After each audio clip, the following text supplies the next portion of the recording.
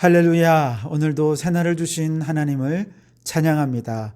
오늘도 주님과 동행하며 복된 이 날을 보내시기를 주님의 이름으로 축복합니다. 오늘 우리에게 주시는 하나님 말씀은 데살로니가전서 5장 12절에서 15절까지 말씀입니다. 5장 12절에서 15절까지의 말씀을 봉독해 드리겠습니다. 형제들아, 우리가 너희에게 구하노니 너희 가운데서 수고하고 주 안에서 너희를 다스리며 권하는 자들을 너희가 알고 그들의 역사로 말미암아 사랑 안에서 가장 귀히 여기며 너희끼리 화목하라. 또 형제들아, 너희를 권면하노니 게으른 자들을 권계하며 마음이 약한 자들을 격려하고 힘이 없는 자들을 붙들어주며 모든 사람에게 오래 참으라. 삼가 누가 누구에게든지 악으로 악을 갚게 하지 말고 서로 대하든지 모든 사람을 대하든지 항상 선을 따르라. 아멘. 자, 오늘도 이 말씀을 통해 우리에게 주신 하나님의 음성을 듣게 되길 바랍니다. 교회 공동체는 예수님의 재림을 기다리며 깨어서 주님 맞을 준비를 하는 공동체가 바로 교회이지요. 그 가운데 믿음, 또 소망, 사랑은 모든 신앙 공동체의 기초가 되고 주님 재림하실 때까지 발전시켜 가야 할 가장 신앙의 핵심이 되는 것이라고 지난 시간에 말씀을 드렸습니다. 자, 그렇다면 이렇게 종말 신앙을 부여잡고 매일매일 일상의 삶에서 믿음, 소망, 사랑의 이 신앙의 핵심을 계속해서 발전시켜가는 성도들, 구체적으로 도대체 어떻게 교회 안에서 신앙생활을 하는 것일까? 이제 오늘 본문 말씀에서는 두 가지로 구체적으로 이렇게 종말 신앙으로 믿음, 소망, 사랑을 발전시켜가는 성도들은 교회 안에서 이렇게 신앙생활한다 하고 가르쳐 주는 내용인데요. 크게 두 가지로 얘기할 수 있겠습니다. 우선 첫째는 교회 지도자들과 서로 신뢰하는 관계 속에서 교회를 화목하게 한다는 거죠. 12절 13절 말씀이 바로 그건데요. 형제들아, 우리가 너희에게 구하노니 너희 가운데서 수고하고 주 안에서 너희를 다스리며 권하는 자들을 너희가 알고 그들의 역사로 말미암아 사랑 안에서 가장 귀히 여기며 너희끼리 화목하라. 아멘. 자, 여러분, 여기 데살로니가 교회는 이제 세워진 지 길어야 1년 정도밖에 되지 않은 교회죠. 그러니 교회의 리더가 된 사람도 사실은 초신자입니다. 자, 그 가운데 교회의 지도자가 세워졌다는 것은 혹시 그 중에 투표를 해서 누군가를 당선을 해서 그 사람이 지도자가 되었을까요? 아니면 고시를 치고 시험을 쳐서 교회의 지도자가 되었을까요? 그렇지 않을 것입니다. 아마도 바울과 선교단 일행이 급히 그 자리를 떠난 이후부터 그들의 신앙을 지켜가기 위해서 몇몇 성도들이 믿음이 연약해지는 성도들을 마음을 다잡으면서 그들을 위로해주고 격려하면서 함께 그들을 세워간 사람이 있었을 겁니다. 앞장서서 사랑과 희생과 헌신의 모범을 보이고 교회를 위해 누가 시키지도 않았는데 자발적으로 사랑으로 희생하는 사람들이 있었던 것이죠. 누가 그들을 교회의 지도자로 의도적으로 세워준 것이 아니라 누가 뭘 할 것 없이 바울의 빈자리를 대신해서 교회를 세우기 위해 힘썼던, 성도들을 돕기 위해 희생하며 헌신했던 바로 그런 사람들, 그들이 자연스럽게 교회의 지도자로 세워졌을 것입니다. 그래서 오늘 12절 말씀에는 이들 교회의 지도자들을 가리켜서 너희 가운데서 수고하고 너희를 다스리며 권하는 자들이라 이렇게 얘기를 하고 있는 거죠. 교회의 지도자는 수고하는 사람들이라는 거예요. 아마도 수고에 있어서는 누구보다 열정적이고 희생적이고 헌신적으로 주를 위해 또 교회를 위해 충성했을 것입니다. 그런데 데살로니가 교회는 이렇게 열정적으로 헌신하고 희생은 잘하는데 그 중에 어떤 분은 권하며 가르치는 데는 좀 부족한 면이 아마 있는 사람도 있었을 거예요. 열심히 희생하고 헌신하고 사랑의 본을 보이는 것 너무 잘하는데 그런데 사람들을 앞에 서서 리더십을 가지고 이끄는 거 좀 부족한 사람들도 아마 있었을 것입니다. 사실 모두가 완벽한 사람은 없지 않습니까? 어느 한쪽이 좋으면 한쪽이 또 부족해지게 되는 것이죠. 그러다 보니 섬김의 열정은 있지만 신앙적인 지식으로 혹은 섬김의 열정은 있지만 지도자적인 자질로 부족한 점이 하나둘 이제 세월이 지나가면서 드러나지 않겠습니까? 그러다 보면 성도들이 지도자를 보면서 불신하는 마음이 생길 수도 있고 불평하는 사람들도 아마 생겨났으리라 생각을 합니다. 그래서 바울은 그렇게 교회를 위해 수고하는 그들을 향해 너희들은 좀 오래 참아주고 인내해주고 격려해주라. 그렇게 존귀히 여기라고 얘기하고 있습니다. 또한 교회의 지도자는 다스리는 자이기도 하지요. 사실 다른 사람들 앞장서서 누군가를 이끈다는 거 여러분 이거 결코 만만한 일이 아닙니다. 나 외에 다른 한 사람만 있어도 벌써 생각이 둘로 나누어지지 않습니까? 교회는 성도들의 숫자만큼 다양한 의견과 생각들이 존재하는 곳입니다. 그렇기 때문에 이런 다양한 생각, 다양한 마음들을 하나로 모아 이끌어가는 거 결코 쉬운 일이 아닙니다. 그래서 내 판단과 내 생각으로 지도자들을 비판하고 불평하고 그렇게 해서는 안 된다는 것이죠. 또한 교회의 지도자들은 권하는 자들이라 그렇게 또 얘기합니다. 권한다는 것은 하나님의 말씀을 가르친다는 것이겠죠. 단순한 가르침이 아니고요. 좀 구체적으로 성도들의 행실과 삶의 태도가 말씀에서 벗어날 때 그것을 구체적으로 교정하기 위해 때로는 책망하기도 하고 훈계하기도 하는 그런 역할을 하는 사람들이 교회의 지도자이기도 하다는 것이죠. 그러니 그들로부터 책망을 들었다고 마음 상해한다? 그러면 안 되는 거겠죠.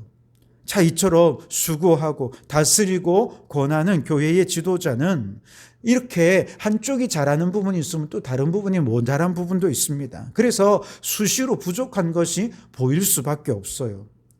그런데 여러분, 만일 교회의 지도자들에게 이렇게 부족한 게 내 눈에 보였다? 이것은 무슨 의미인지 아십니까? 이것은 저 사람을 더 잘되게 하기 위해 더 좋은 지도자로 세우기 위해 내가 지적질해줘야지. 내 불만을 얘기해 줘야 돼. 여러분 그게 아닙니다. 내 눈에 그 사람의 지도력의 부족함이 보였다면 그건 그의 부족한 부분을 내가 밑에서 메꿔주라는 것입니다. 부족한 걸 보충해 주라는 하나님의 뜻인 것이죠. 하나님께서 그렇게 하라고 나에게 보여준 것이다. 여러분 이렇게 생각하면서 내가 저 사람의 부족함을 이렇게 도와주면 되겠구나. 여러분 그렇게 하면 교회는 틀림없이 건강한 교회로 세워지게 될 것입니다. 만일 교회의 지도자들에게 허물이 보입니까? 사랑은 허다한 허물을 덮는 것입니다. 물론 지도자들이 행하는 불의한 일들 무작정 덮어주라는 얘기는 결단코 아닙니다. 교회의 지도자들이 교회를 사랑하며 열심히 헌신하다 보면 때로는 좀 열심히 지나칠 때도 있고 때로는 그 열심히 자기중심적인 때도 있습니다. 그러나 우리는 그 마음이 주님을 사랑하고 교회를 사랑하는 순수한 의도인 것인지 아니면 인간적인 의도를 가지고 악한 마음으로 행하는 것인지 우리가 딱 보면 대충 알지 않습니까? 만약 그 동기가 순수하지만 표현이 서툴러서 허물이 드러난다면 그런 허물은 우리가 좀 덮어주고 이해해 줄 수 있어야 하지 않겠습니까? 그리고 그 순수한 마음이 열매 맺을 수 있도록 우리가 도와주면 어떻겠습니까? 그래서 바울은 13절에서 사랑 안에서 가장 귀히 여기며 너희끼리 화목하라 그렇게 말씀을 하십니다. 완벽한 지도자는 없기에 지도자들의 부족함과 허물 항상 보이게 되어 있습니다. 여러분 눈 덮인 겨울에 눈 덮인 마당은 온통 하얗죠. 너무 아름답습니다. 그런데 눈이 녹으면 어떻게 됩니까? 그 밑에 흙과 엉기면서 지저분한 진흙이 되고 또 그 밑에 있던 지저분한 쓰레기들이 또 보이지 않습니까? 여러분 그 밑에 있던 것들이 원래 없던 것이 그냥 눈이 녹으면서 드러난 것입니까? 그렇진 않죠. 원래부터 있던 것입니다. 그런데 눈이 덮여 있으니까 다 아름답게 보인 것이죠. 교회의 지도자를 사람들의 허물과 부족함도 원래 없던 게 아니에요. 원래 그 사람 안에 있던 것입니다. 그런데 은혜와 사랑과 이효와 존경의 눈으로 그를 다 덮어버리면, 존경의 눈으로 그를 다 덮어보이면 그의 허물은 얼마든지 가려질 수 있는 것이죠. 그런데 만약 우리에게 은혜가 눈 녹듯이 그만 녹아버리고 지도자를 향한 존경의 마음이 스르르 사라져버리면 그 다음에는 자꾸 허물과 부족함만 크게 보이지 않겠습니까?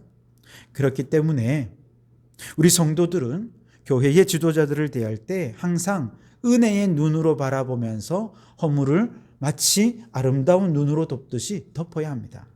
이해와 사랑과 존경의 눈으로 바라보면서 사랑 안에서 가장 귀히 여기며 화목한 그런 우리 성도교회를 이루어 갈 수 있게 되기를 주님의 이름으로 축원합니다. 두 번째로 종말의 신앙을 가지고 믿음, 소망, 사랑을 발전시켜가는 그런 성도들은 교회 안에서 구체적으로 어떻게 신앙생활을 해야 되느냐? 소외된 자들에 대해 선으로 대할 수 있어야 됩니다. 14절 말씀 보시면 또 형제들아 너희를 권면하노니 게으른 자들을 권계하며 마음이 약한 자들을 격려하고 힘이 없는 자들을 붙들어주며 모든 사람에게 오래 참으라. 아멘. 자, 여기 게으른 자라고 했는데요. 이 게으른 자란 그냥 성품이나 행동이 게으른다 이런 것이 아니고요. 그리스도인으로 잘 훈련되지 않아서 자기도 모르게 하나님의 뜻에 불순종하게 되는 그런 사람을 의미하는 것입니다.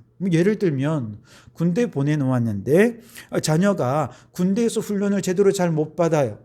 아직 훈련으로서 제대로 군인으로서 온전히 훈련도 잘 되지 않았습니다. 그래서 잘 적응이 안 돼요. 그래서 자꾸 군대 밖으로 도망쳐 나오는 그런 탈영병 같은 사람들이에요. 주님의 백성으로 잘 적응도 못하고 훈련도 제대로 받지 못해서 하나님의 뜻이 무엇인지 분별하지 못하고 주님의 뜻대로 살지 못하는 것이죠. 자기 마음대로 살다 보니 불순종하며 살아가게 되는 것이죠. 그런데 그 마음속에 훈련을 받기 싫어하는 마음이 있는 게 아니에요. 자기도 신앙으로 잘 훈련받고 싶고 순종도 하고 싶은데 너무 오랫동안 새 속에 물들어 살다 보니 주님의 뜻대로 살아가는 게 이게 너무 어려운 것입니다. 잘 안 되는 거예요. 그래서 본의 아니게 주의 일에는 게으르게 되고 불순종하게 되고 여전히 세상으로 탈영해서 쫓아나가서 세상의 것을 즐기고 세상의 방식대로 살아가는 것이죠. 자, 이런 사람들은 어떻게 해야 됩니까? 잘 붙들어주고 오래 참으라는 거예요. 마음이 약한 사람도 교회 안에 소외된 사람입니다. 자, 이런 사람들은요, 마음이 약하다는 게 무슨 뜻이냐면 주님의 재림을 보지 못하고 먼저 죽은 자들을 보면서 어이구 저들이 부활의 영광에 참여하지 못하면 어떡하지? 걱정하고 두려워하는 사람들. 나도 주님의 재림이 임하기 전에 죽어서 부활에서 제외되면 어떻게 하지? 두려워하는 사람들, 이런 사람들이 마음이 약한 사람이다 이렇게 표현을 하고 있습니다.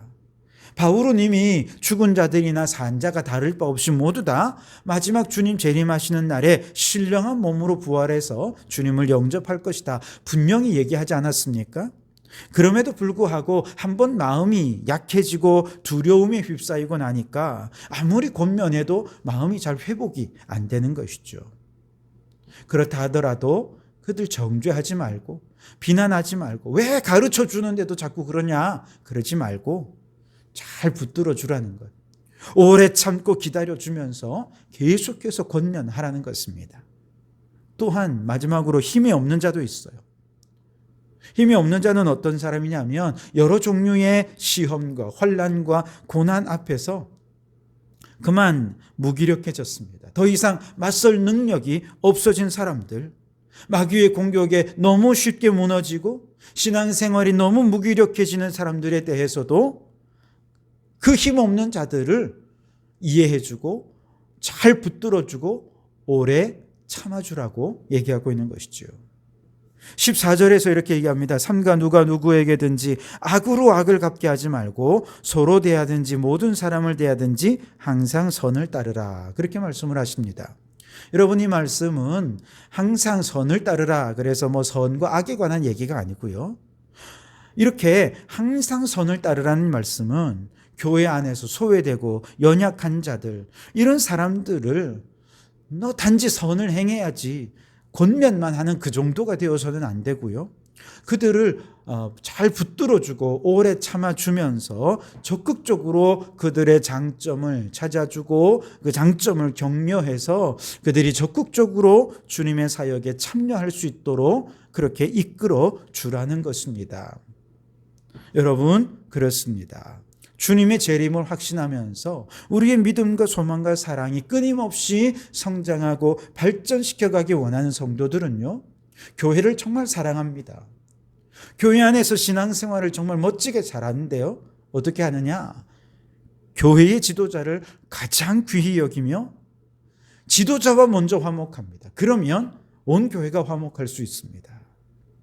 그리고 또한 교회 안에서 연약하고 힘이 없는 자들 보이면 그들을 붙잡아주고 붙들어주고 오래 참아줄 뿐만 아니라 그들이 적극적으로 주님의 사역에 동참할 수 있도록 장점을 발견해주고 격려해주고 세워주는 일들 필요하다는 것이죠. 여러분, 그렇게 할 때 종말적인 신앙으로 그 믿음, 소망, 사랑은 끊임없이 성장하고 발전해서 주님 재림하시는 날에 칭찬과 축복이 있게 될 것입니다. 여러분, 우리 모든 성도교회 성도 여러분, 건강한 신앙으로 주님 오실 때까지 우리의 신앙이 끊임없이 성장, 발전하는 우리 모든 성도들이 되시기를 주님의 이름으로 축원합니다. 기도하시겠습니다. 하나님, 감사합니다. 오늘도 눈을 뜨며 주님을 생각하고 귀를 열어 제일 먼저 주님의 음성을 들으며 말씀 중심으로 이 하루를 시작할 수 있도록 은혜를 베풀어 주시니 감사합니다. 주여, 오늘도 이 말씀 붙들고 나아갑니다. 주님, 우리에게 주님 재림에 대한 신앙을 분명히 하게 하시니 감사합니다. 우리의 신앙이 믿음, 소망, 사랑의 기초 위에 든든히 세워져 갈 수 있게 하심도 감사합니다. 하나님 아버지, 이렇게 재림의 신앙을 가지고 주님 오시는 날까지 믿음, 소망, 사랑의 신앙을 끊임없이 성장시켜 가기 위해 교회 안에서 신앙생활을 참 잘해야 되겠습니다. 오늘 바울의 권면처럼 먼저 교회의 지도자들과 그들을 존귀히 여기며 화목한 저희들이 되게 해 주시옵소서. 그리하여 교회의 지도자들의 허물과 부족함과 연약함이 보이면 그들의 연약함을 보충해 줌으로 더 분명해지게 되고 그들의 순수한 의도가 온전히 열매 맺을 수 있도록, 그래서 교회가 더 풍성한 은혜로 넘쳐날 수 있도록 우리를 돕는 협력자가 되게 해 주시옵소서. 오 하나님 아버지, 교회 안에 여러 소외된 사람들이 있습니다. 아버지여, 그들을 볼 때 비난과 정죄보다 잘 붙들어주게 해주시고 그들을 오래 참고 기다려 주는 저희들이 되게 해 주옵소서. 더 나아가서 그들의 장점을 격려하고 저들을 잘 세워주셔서 주님의 선한 사역에 동참할 수 있도록 이끌어가는 저희들 되게 해주셔서 참으로 이 모든 과정을 통해 우리의 믿음이 건강한 믿음과 신앙으로 성장해 갈 수 있도록 인도해 주옵소서. 예수님 이름으로 기도하옵나이다. 아멘.